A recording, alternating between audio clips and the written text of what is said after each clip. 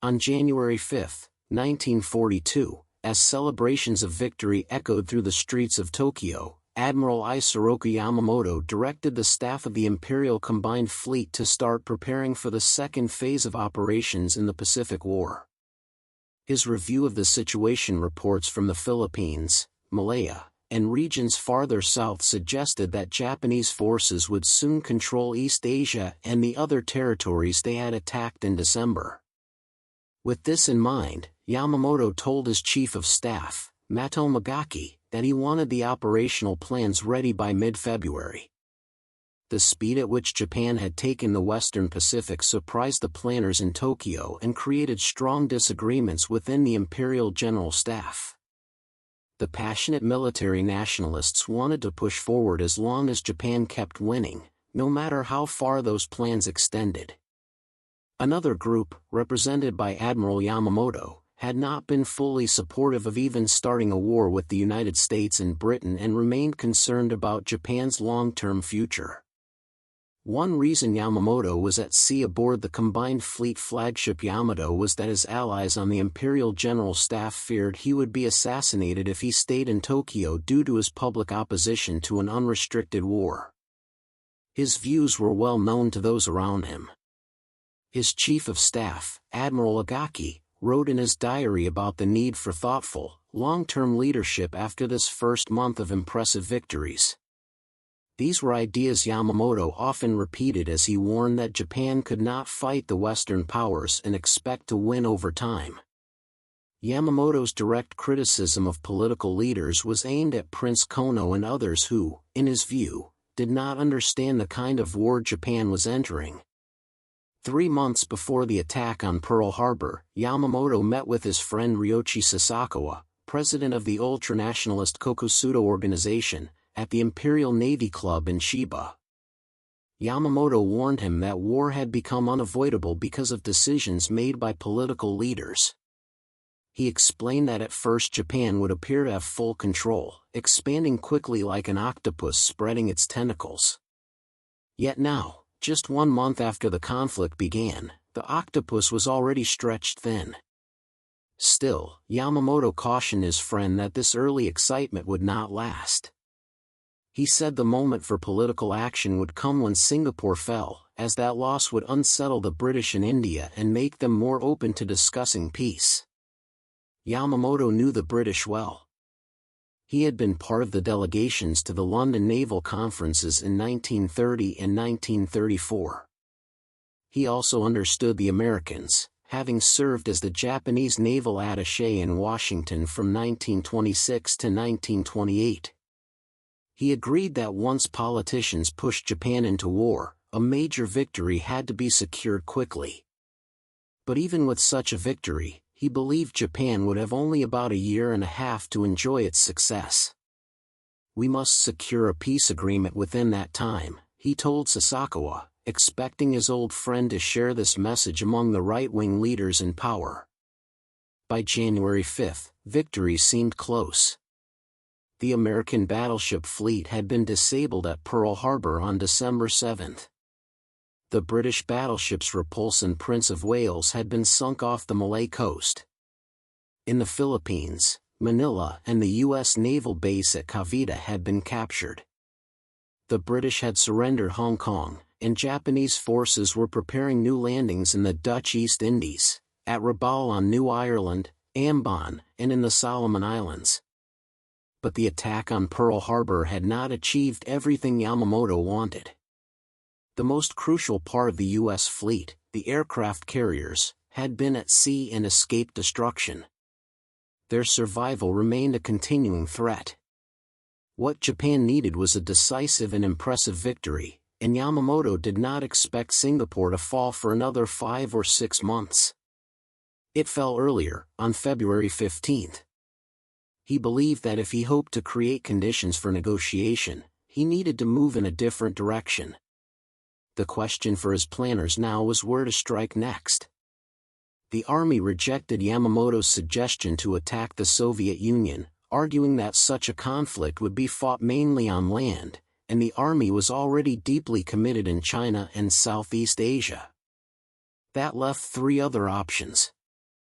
Yamamoto's preferred idea was an offensive into the Indian Ocean, invading Ceylon, drawing out the British Eastern Fleet, destroying it as he had the American fleet at Pearl Harbor, and then advancing toward the Middle East to meet the Germans, who were pushing toward the Soviet oil fields in the Caucasus.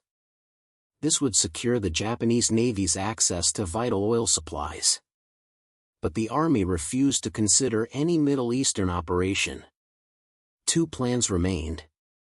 One, supported by the Naval General Staff in Tokyo, proposed an attack on Australia to deny the Americans a major forward base. After taking positions in the Solomon Islands, the Navy would capture New Guinea, New Caledonia, Fiji, and Samoa. Supporters of this strategy at Imperial General Headquarters were already preparing occupation plans for Australia and New Zealand.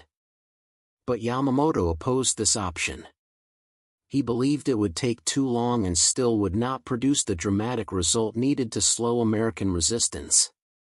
He also knew that Pearl Harbor had awakened a strong sense of revenge among the Americans, whom some in Japan had long dismissed as soft and unwilling to fight a total war.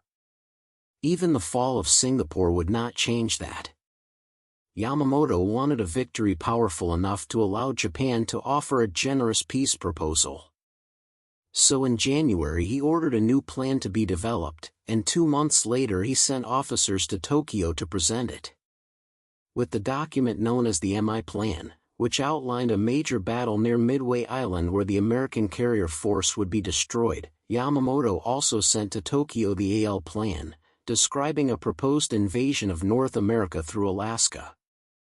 If everything went according to his expectations, Hawaii would be occupied next, and eventually, even the West Coast might be targeted. At the very least, victories at Midway and in the Aleutians would give political leaders a foundation for negotiating the kind of peace Yamamoto hoped for. In Tokyo, the admirals argued around the Navy Ministry conference table, but in the end, Yamamoto's view prevailed. Overlooked were the strategic effects of Singapore's fall in February and the soon-to-collapse defenses of Bataan and Corregidor. Either event might have supported Yamamoto's goals, but both had been overshadowed by the April air raid led by Lieutenant Colonel Jimmy Doolittle's B-25 bomber squadron on Tokyo. The Doolittle Raid stunned the Japanese and forced them to accept that the Americans were only beginning their fight. In June, after the Midway operation turned into a major disaster, there was no time for blame. The Army didn't even learn the full extent of the defeat.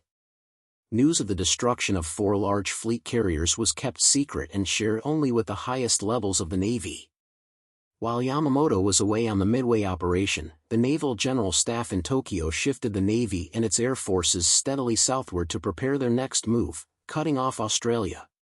Naval forces had captured Rabaul on January 23, and from that point forward, they carried out continuous air reconnaissance and bombing attacks against surrounding islands and New Guinea. The Australians saw the situation clearly and expressed their concerns to General Douglas MacArthur after he arrived in March. They believed the Japanese would soon strike New Guinea. If successful, Japan would have a nearly unobstructed path to northern Australia. In February, they had already bombed Darwin, and in March, when they invaded Salamaua, New Guinea, the pressure increased. In May, just before the Battle of Midway, Japan sent a force toward Port Moresby, but it was forced to withdraw due to the strong defense by American and Australian forces during the Battle of the Coral Sea.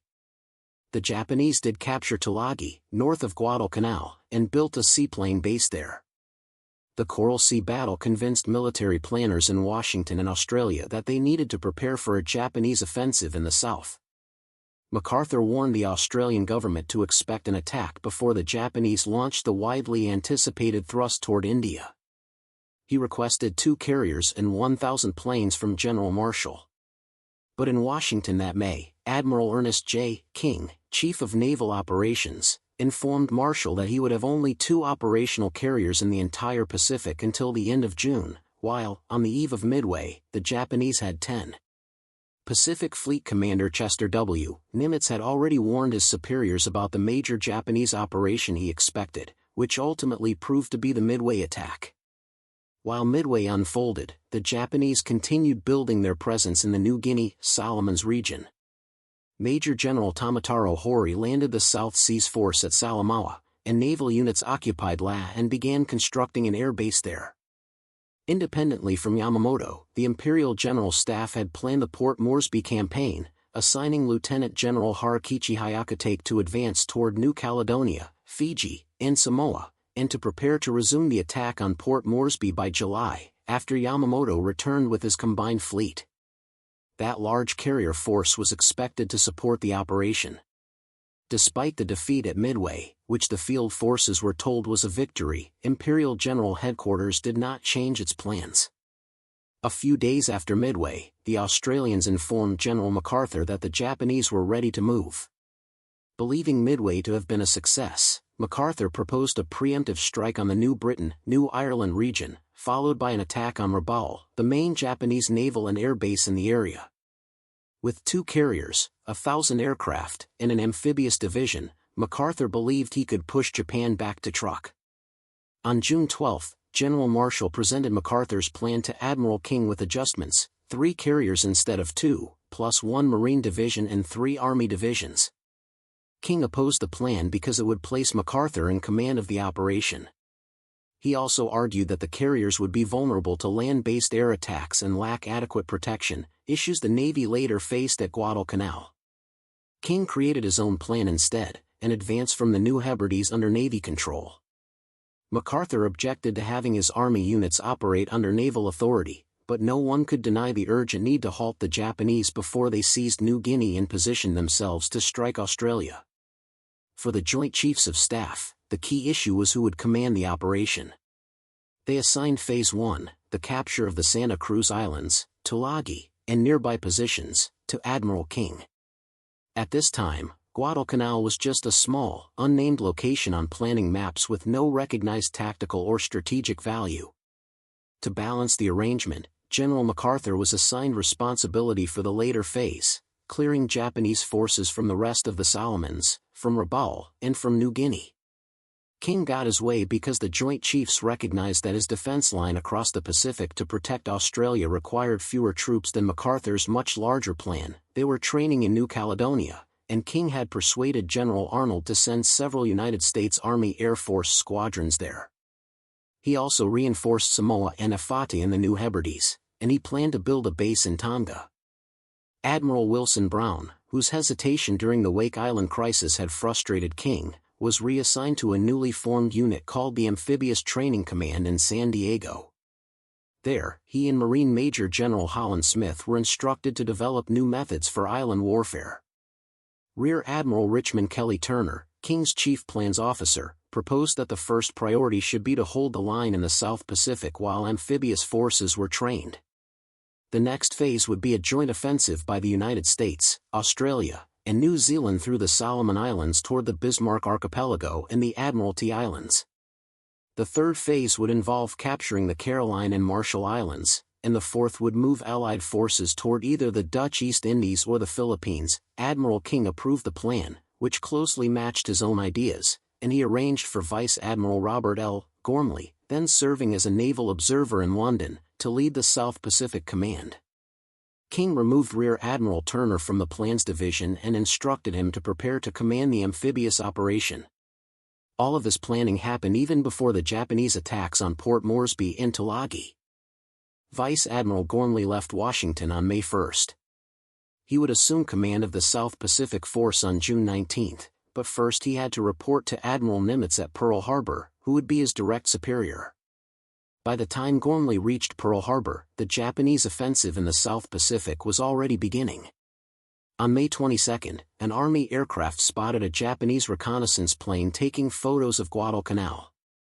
Army intelligence suggested the Japanese were preparing to build an airfield there. On June 25, intelligence reported that grass on the island's central plain had been cleared and tents had been set up. A wharf was also being built at Lunga. 6 days later, an Australian coast watcher on Guadalcanal confirmed that airfield construction was underway and waiting only for the arrival of Japanese construction units. He even identified the 11th and 13th Pioneer Forces, equivalent to American Seabee units. This information was supported by a radio intercept made by Nimitz's intelligence team at Pearl Harbor. The Pacific Fleet's Radio Intelligence Group, which had broken parts of the Japanese naval code, received a message stating that the 11th and 13th Pioneer Forces would reach their destination on July 4. Analysts quickly understood what that meant. Admiral Turner happened to be visiting Pearl Harbor that day while preparing for an amphibious landing somewhere in the South Pacific. When Admiral Nimitz presented the intelligence report, Turner immediately realized the target could only be the Solomons. Within 2 weeks, Turner was in Wellington, where he boarded his flagship, USS Macaulay, a former passenger liner. His job was to train an entire amphibious task force in just 1 month. While Turner repositioned ships and personnel, Admiral Gormley traveled to Melbourne to meet with General MacArthur.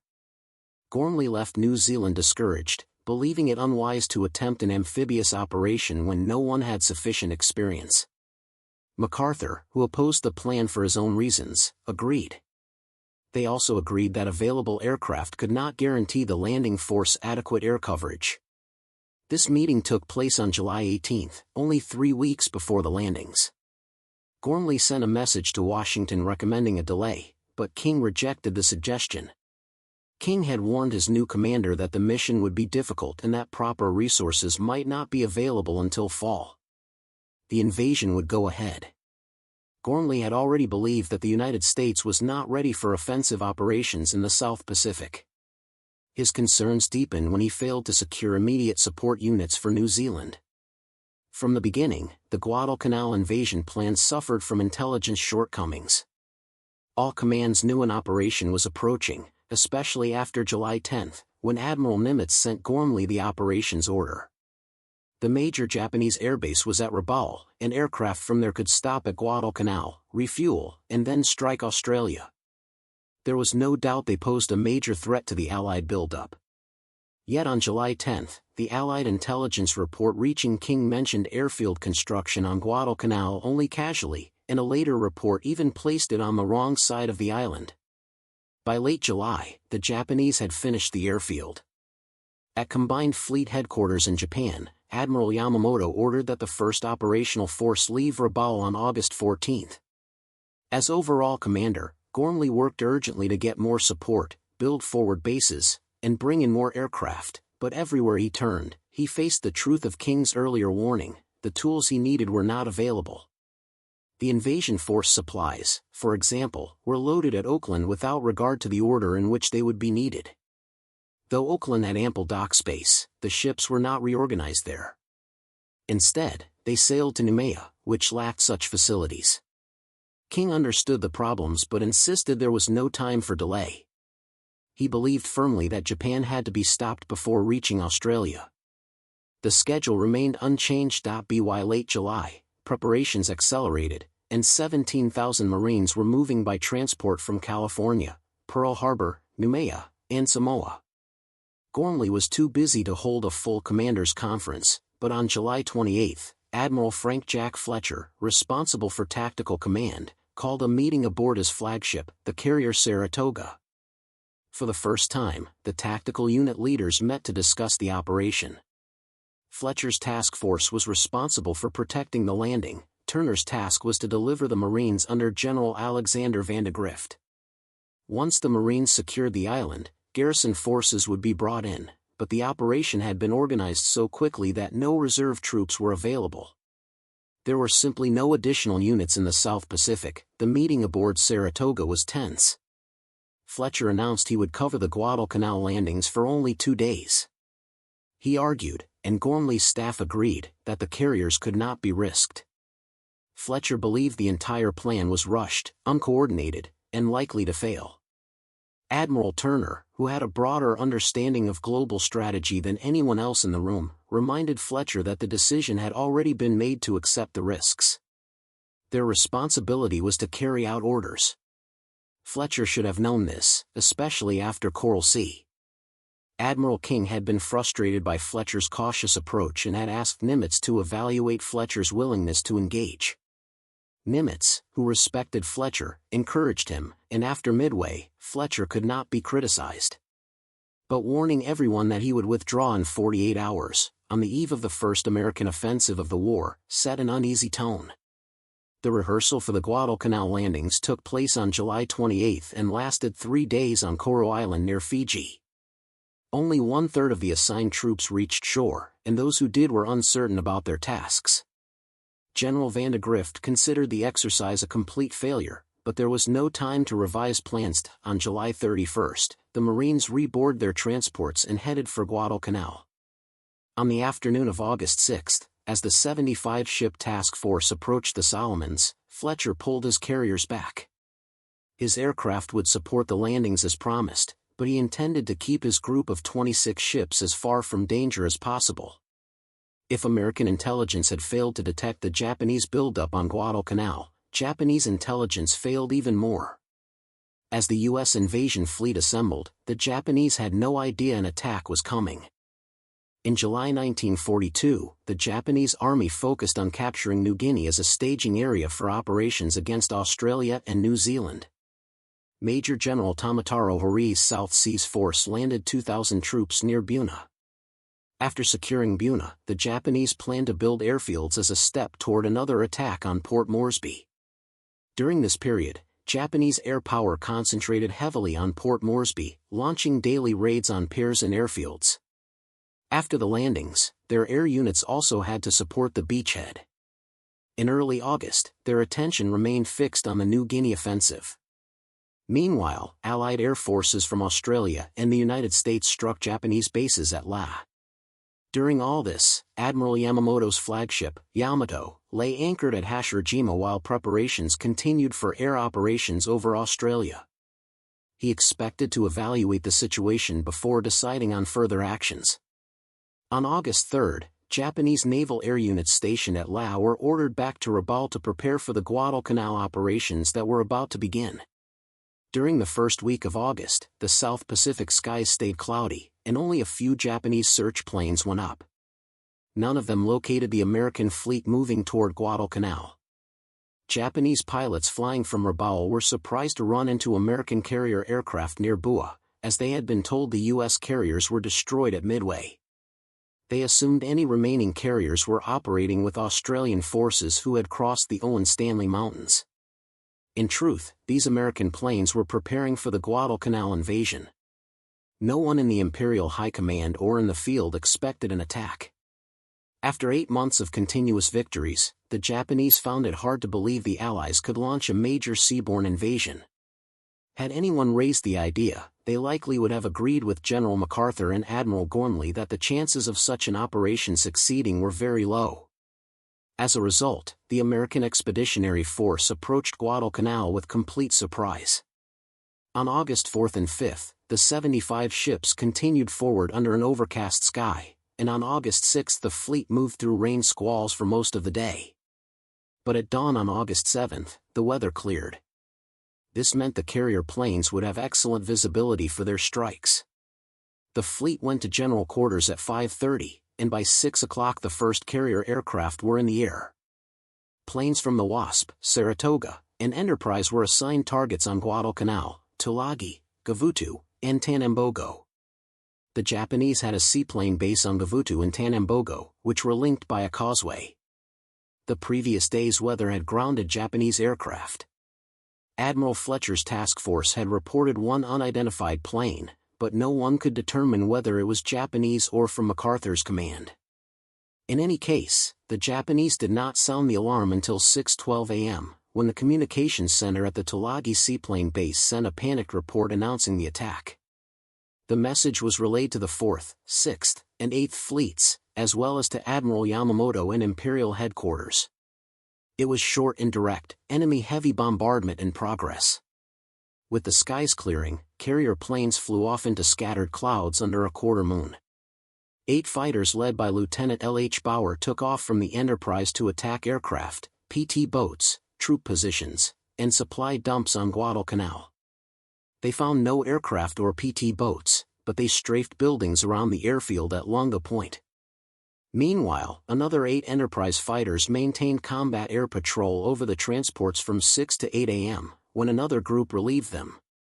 Bombers struck Tulagi and the Lunga Point area, but there was no enemy air activity throughout the morning. The Americans had the skies completely to themselves, and the only planes lost were due to operational accidents. Aircraft from other carriers hit the seaplane base at Gavutu. The attack achieved total surprise. American planes began bombing and strafing the seaplanes moored in the harbor. They destroyed 9 float planes similar to the 0 and 8 4-engine Kawanishi flying boats used for search and bombing missions.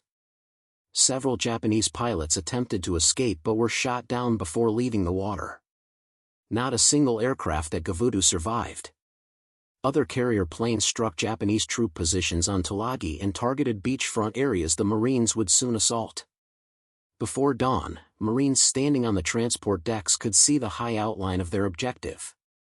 The transports slipped through the channel between Guadalcanal and Savo Island into Sealark Channel. As daylight grew, escorting warships opened fire, their flashes lighting the fleet. There was almost no return fire. Cruiser and destroyer bombardment ignited fires onshore, and an oil dump explosion sent flames high into the sky. At 8 a.m., after 2 hours of bombing and shelling, landing craft began moving toward the north shore east of Lunga Point. The Marines were anxious. Neither they nor their officers had any real experience with amphibious assaults. This was the first American landing operation since the Spanish-American War. By 9 o'clock, troops were ashore on Guadalcanal. They met no resistance, as the Japanese had withdrawn into the hills. Progress was incredibly easy. The Marines quickly saw how completely they had surprised the Japanese. They walked into wooden barracks that had never been occupied. They found a tent with a breakfast table still set with plates of meat, rice, and cooked plums. Half-filled rice bowls and dropped chopsticks lay scattered on the floor.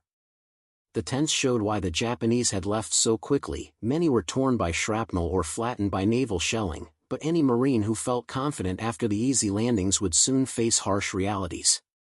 Although the Japanese had been surprised and had not yet built strong fortifications, most of their personnel had been construction workers, not combat troops. Over on Tulagi, the situation was far different. Lieutenant Colonel Merritt Edson's 1st Marine Raider Battalion and the 5th Battalion of the 2nd Marines encountered strong resistance. About 250 Japanese troops held the island. These were members of the Yokohama Air Base Detachment under Captain Shigeharu Miyazaki. They were experienced and determined fighters. Edson's raiders were among the hardest trained American troops in the Pacific. All were volunteers selected from a force known for their combat skills. The raider concept came from Lieutenant Colonel Evans Carlson's recommendation for a specialized commando unit. Carlson had spent months with the Chinese Communist 8th Route Army during its guerrilla war against Japan in North China. Under harsh training conditions, Edson's raiders earned a strong reputation even before reaching Guadalcanal. They would need every bit of that training and would learn new skills in this battle. This invasion marked the first real clash between elite American troops and seasoned Japanese veterans since the war began. For months, Japanese forces had gained a fearsome reputation due to their rapid victories across the Philippines, Malaya, and the East Indies. Much of the world believed they were nearly unbeatable, a belief the Japanese leadership did nothing to discourage. Tulagi, therefore, became the first serious test. Edson's troops landed at 8:15 a.m. on the northwest part of the island, and at first the resistance did not seem much worse than on Guadalcanal. They faced scattered fire from small outposts. The northwest area was covered in thick jungle, trees, vines, and bougainvillea with its sharp thorns. At first, the terrain seemed a greater threat than the enemy. Edson lost only one Marine, killed by a sniper, during the landing. Edson planned to move inland to a ridge running the length of the island and then work along the top, clearing the slopes as they advanced south. But the terrain was so difficult that it took 3 hours to cut through 1.5 miles of rising ground. Once they reached the ridge, the Marines pushed forward, emerged from the jungle, and ran straight into the main Japanese defenses built into the hillside. The Japanese had dug defensive positions and rock shelters and positioned machine guns to create interlocking fields of fire. Their defense was designed to keep attackers below them. The Marines found they could crawl up the cliffs and drop dynamite and grenades into the dugouts. This became their method of advancing. Once a dugout was destroyed, it was still not safe. In one position, the Marines killed 17 Japanese with explosives. One Marine spotted a radio and entered the dugout to retrieve it, but 2 Japanese soldiers inside shot him and another Marine before being killed. One Marine unit confronted this central defensive area, while the center and left flank of Edson's force continued pushing down the ridge. Even along the ridge, progress was slow. One company suffered 15% casualties that first afternoon. The frontal resistance was heavy, but the Japanese snipers were an even bigger threat. They hid in trees, in buildings, and behind rocks. Their common tactic was to let the lead Marines pass, then shoot them from behind. This almost always meant the sniper would be killed, but not before he inflicted casualties.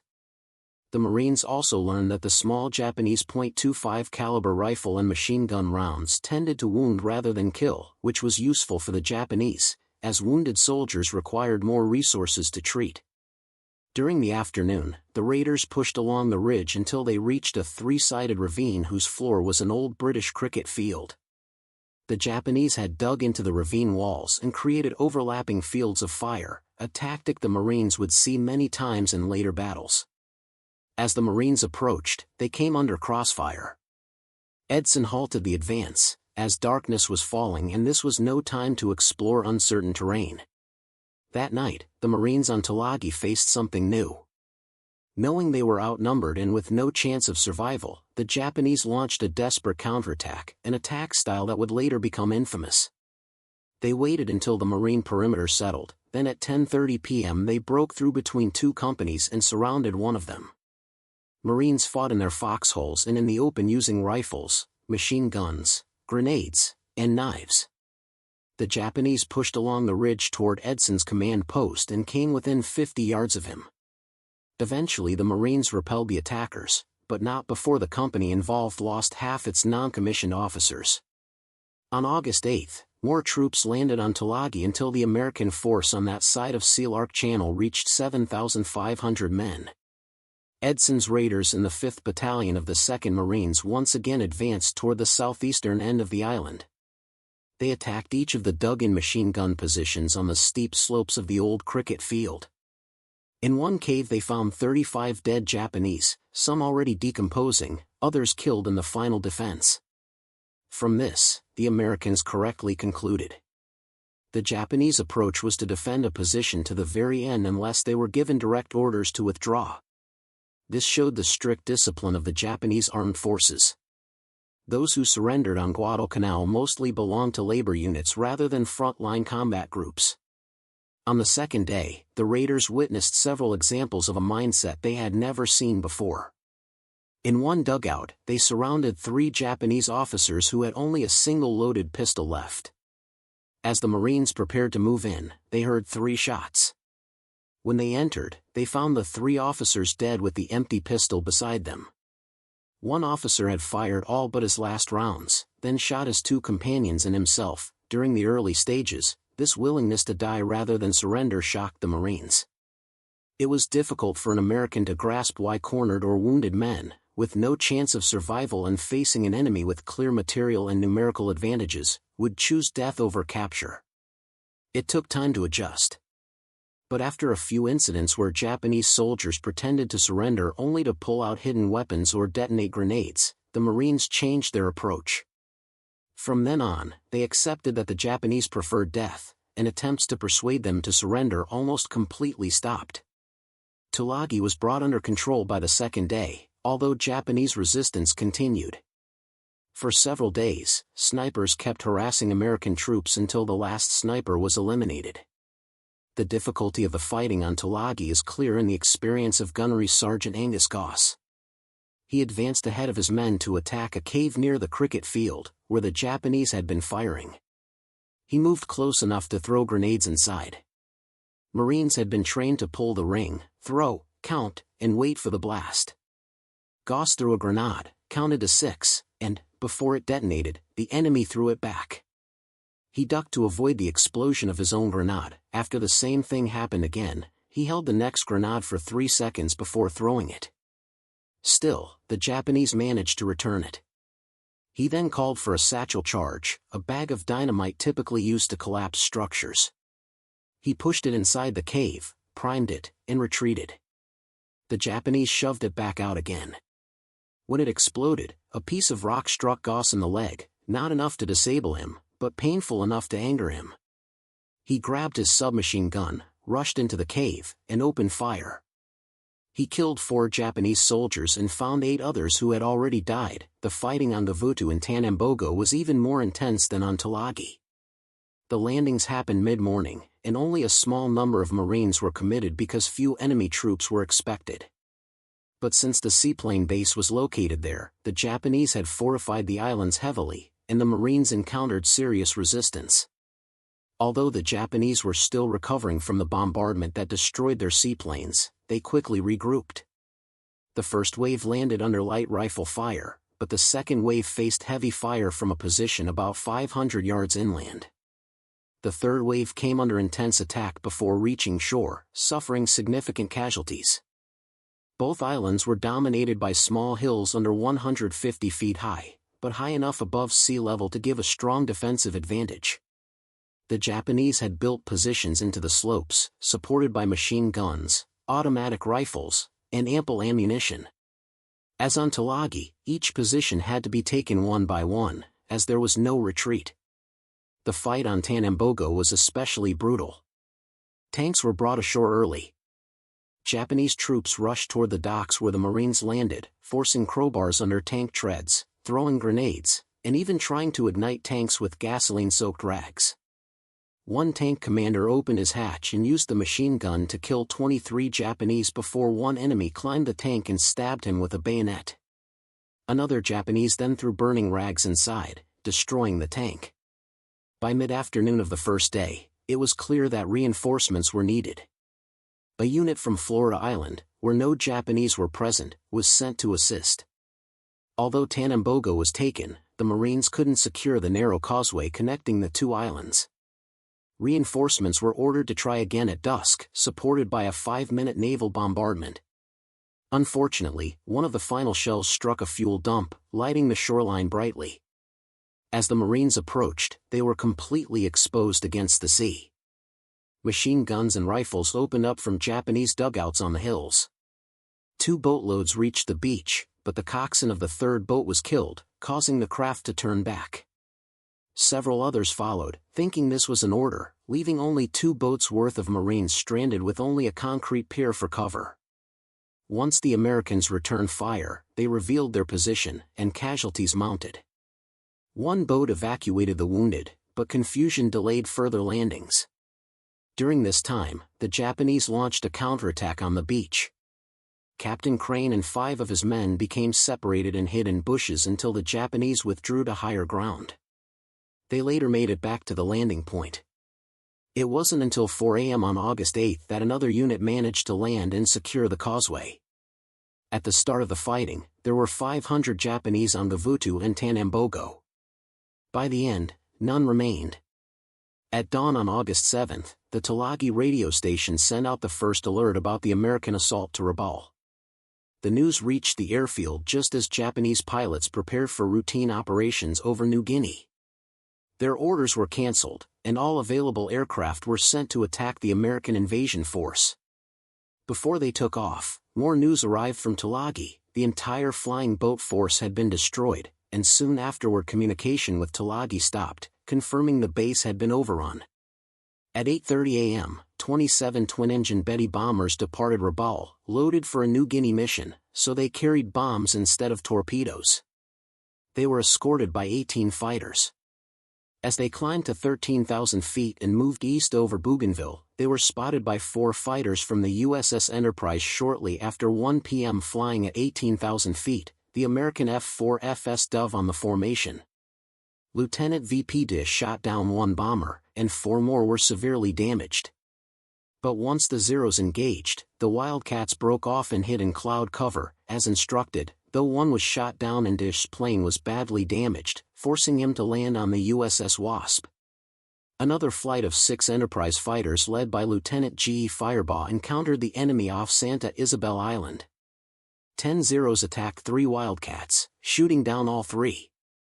The remaining American planes attacked the bombers, Ensign RNNIS destroyed one, and radio electrician TWW Rhodes scored the first Zero kill. But the Zeros counterattacked in force, and the remaining Wildcats escaped into clouds. 10 Zeros pursued in two groups, attacking from the starboard side. Firebaugh, pilot W.S. Stevenson Jr., and machinist W.H. Warden were shot down. Firebaugh was rescued by an island coast watcher, and another coast watcher sent a canoe for Warden. Stevenson was not located. Similar scenes unfolded near the other carriers. The bombers were easier targets. 6 fighters intercepted them near Longa Point, shooting down 4. Machinist Darunin shot down 2 by himself. By 2:30 p.m., the Betty bombers and Zeros began their run over the islands. Coast watchers were ready.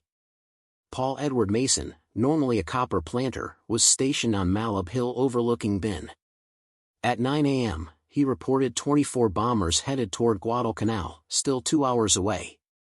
The alert traveled from Pearl Harbor to the fleet, giving the invasion force ample time to prepare. The reaction on HMAS Canberra was typical. When the warning arrived, the message was passed: the ship would be attacked at noon by 24 torpedo bombers, all hands would eat at 11. The bombers arrived on schedule. U.S. fighters climbed to 20,000 feet as the enemy approached the north shore of Guadalcanal. For the first time in the South Pacific, the Japanese faced organized resistance. American fighters performed well against the twin-engine bombers. Of the 24 that reached Guadalcanal, all but 1 were destroyed. Only the destroyer Mugford was hit by a bomb. Against the Zeros, however, the situation was different. Pilot Officer Saburo Sakai, Japan's top ace, was among the 18 elite pilots chosen for this mission. The formation was attacked by Wildcats that focused on the bombers, ignoring the Zeros. The Zeros defended the bombers, then turned to engage the American fighters. Sakai found himself puzzled. The American tactics confused the Japanese. Navy pilots dived at the Zeros, but if they missed on the first pass, they broke away and avoided further engagement. Their intelligence officers had warned them that the Zero could climb and turn better and at higher speed. After a tough and skillful fight, Sakai shot down 1 F-4F and an SBD dive bomber, which on its own had challenged 4 Zeros. Several other Japanese pilots also made kills, while only 1 Zero was lost. When Sakai attacked a formation of SBD torpedo bombers, thinking they were fighters, he flew directly into 4 rear gunners. They hit him severely as he approached. His Zero was badly damaged, and he received serious wounds, yet he still managed to fly back to Rabaul and land before collapsing. The Japanese still held a temporary advantage because of the Zero's performance, but the Americans and their F-4FS were already learning to exploit its weaknesses. Air control was clearly going to be heavily contested. At that moment the Americans held the advantage of nearby carriers, while the Japanese relied on distant bases at Rabaul. The fight was also shaped by the Zero's superiority over the American fighters. The carrier pilots flew the F-4F Wildcat, which lacked the speed and maneuverability of the Zero. The Japanese could easily outturn them. However, the F-4F had stronger construction and better armor, which helped keep American losses manageable. At Rabaul the Japanese recovered quickly from the initial shock of the invasion. Their main difficulty was the 1,100-mile round trip required for their aircraft. For this reason, on the first day Commander Nakajima, who led the fighter squadron, resisted demands to send every Zero into the battle. He dispatched only his most experienced pilots. Soon, however, he was forced to send others, and losses increased, largely because of the long distances involved. By the end of the first day, the U.S. landing seemed secure. American troops had reached the airfield area and met only limited resistance. One captured prisoner reported that the island held around 600 combat troops and 1,400 laborers, many of whom had withdrawn to the far side of the island. Admiral Turner had put 11,000 Marines ashore, and large amounts of ammunition, food, and supplies now crowded the beaches. General Vandegrift noticed that the beach teams could not keep up with the incoming equipment. But knowing the carriers might leave soon, he preferred to see the supplies continue. He established a second beachhead, which soon became just as crowded as the first. At 8:40 a.m. on August 8, Coast Watcher Jack Reed at Buka Passage spotted 45 Japanese dive bombers departing Kavieng. 30 minutes later, Pearl Harbor relayed the warning to the fleet. Carrier planes intercepted and destroyed many of the bombers, but U.S. ships did not avoid damage that day. A burning bomber crashed into the transport George F. Elliott, setting it on fire.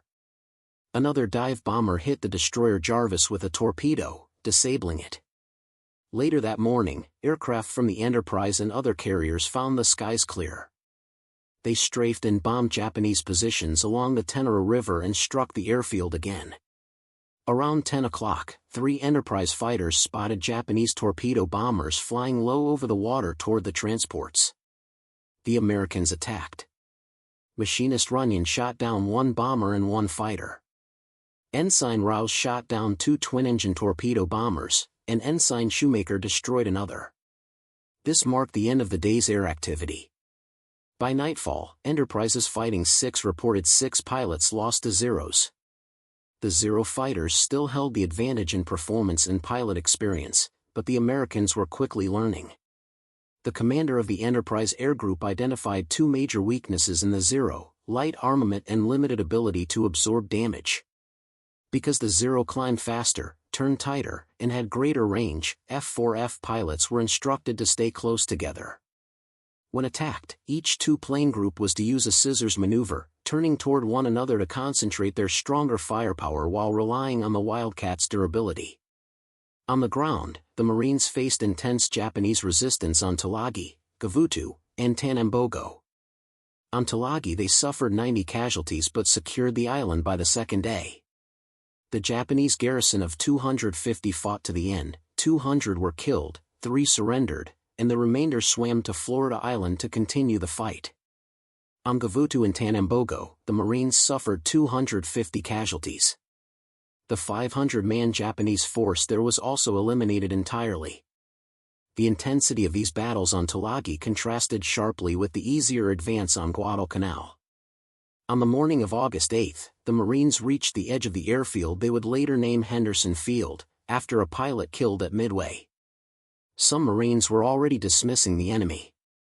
"I wish those Japanese would come out and fight," one said within earshot of reporter Richard Tregiscus. "All they do is run into the jungle." On the surface, it seemed like an ideal situation for the Marines, but officers remained uneasy. By the second afternoon, conditions appeared too favorable. At sea, the Americans also seemed unchallenged. A few Japanese patrol craft, tenders, and transports had been destroyed early by shelling and bombing. Only in the air did the Japanese slow the Americans. Most of the early bomber waves had been shot down, but fighting the Zeros cost the U.S. 21 of Admiral Fletcher's 99 carrier planes.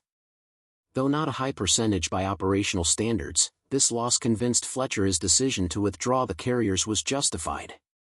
At 6 p.m., he asked Admiral Gormley for permission to pull back, but he withdrew even before receiving a reply. When Admiral Turner saw Fletcher's message, he realized the withdrawal would leave him without air cover. Japanese air attacks were expected to increase as more enemy aircraft moved down through the island chain. As Fletcher withdrew, Japanese forces advanced. When news of the invasion reached Guadalcanal and Rabaul, Vice Admiral Gunichi Mikawa reacted at once. Mikawa commanded the Japanese 8th Fleet and the Outer South Seas Force, responsible for all operations in the region. His first action was to load 6 small transports with troops and send them with destroyer escort to reinforce the 2,000-man garrison on Guadalcanal. But the convoy encountered the American submarine S-38, operating from Australia since the fall of the Philippines. The S-38 sank the transport Mayo Maru with 342 men aboard. Combined with reports of the large U.S. invasion force, this convinced Mikawa that reinforcing the garrison immediately was too risky, so he recalled the remaining transports. By then, Japanese naval forces were already on their way to Guadalcanal. Mikawa benefited from good timing. Early on the morning of August 7, as Tulagi's garrison sent its final message, 5 heavy cruisers had left Kavieng on the northern tip of New Ireland. 3 headed northeast for Manus Island in the Admiralty Group, and 2 sailed for Rabaul.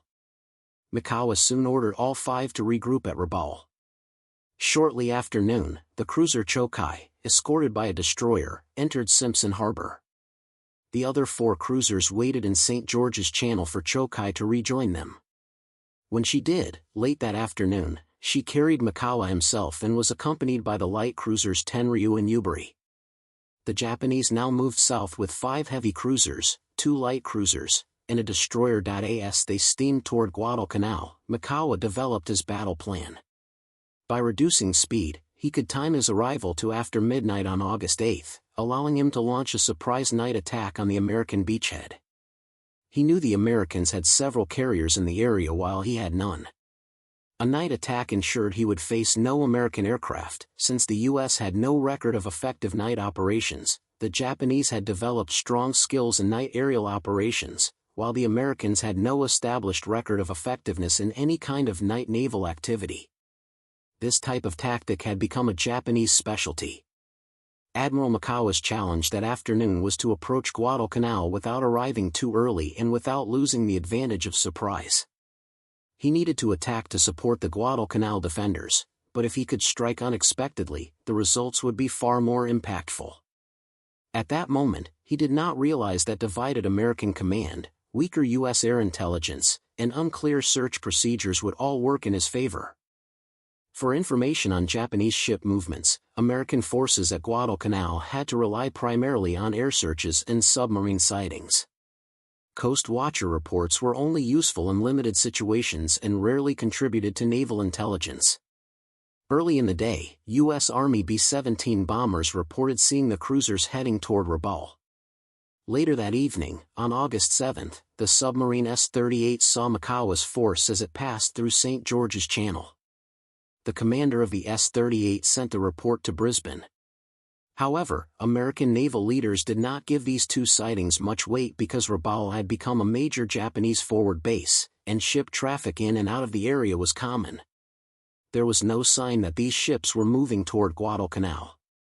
Admiral Gormley was responsible for coordinating all elements of the American offensive, but securing air searches required cooperation from several different commands. First were the long-range B-17 bombers of General MacArthur's U.S. Army Air Forces and the Australian Air Force, which operated under MacArthur but independently from the Navy. Second was Admiral McCain's land-based naval aviation, which included seaplane tenders and PBY patrol aircraft. MacArthur's aircraft were assigned to watch the Bismarck Islands, especially the major base at Rabaul. McCain's units were to monitor the northern approaches, including Truk in the Marshall Islands. Admiral Fletcher's carrier aircraft were expected to conduct short-range searches, but none were carried out, as Fletcher was preoccupied with other concerns. Admiral Turner studied his charts and immediately recognized that the Japanese had a clear route to Guadalcanal along the west coast of New Georgia Sound. This path ran between Choiseul and Vella La Vella, past Columbangara, between New Georgia and Santa Isabel, and then between Florida Island and the north coast of Guadalcanal. The Americans named this approach the Slot, and it soon became well known in U.S. naval history. On the morning of August 8, 4 PBY aircraft were scheduled to leave Nandi on a long triangular search pattern reaching toward Fiji, passing west of the Santa Cruz Islands. 6 more PBYs were assigned to search from Espiritu Santo, flying northeast over the Santa Cruz Group and ending near the Bismarcks, although still far west of the Japanese force. Another 6 PBYs were to fly from Maleta across the Slot toward Guadalcanal to cover the area north and west of the channel. Additionally, 3 B-17s were tasked with searching north of Guadalcanal. On the night of August 7, when Admiral Turner reviewed the next day's search plan, he noticed that the Slot, the most direct route for any Japanese naval movement, was not included. He requested that Admiral McCain assign a special search of that area. But somewhere between Turner's flagship, McCain's headquarters, and the seaplane tender Mackinac at Maleta, the request was lost. The search was never carried out. As a result, on August 8, the Americans left completely uncovered the most obvious approach a Japanese naval force could use to reach Guadalcanal.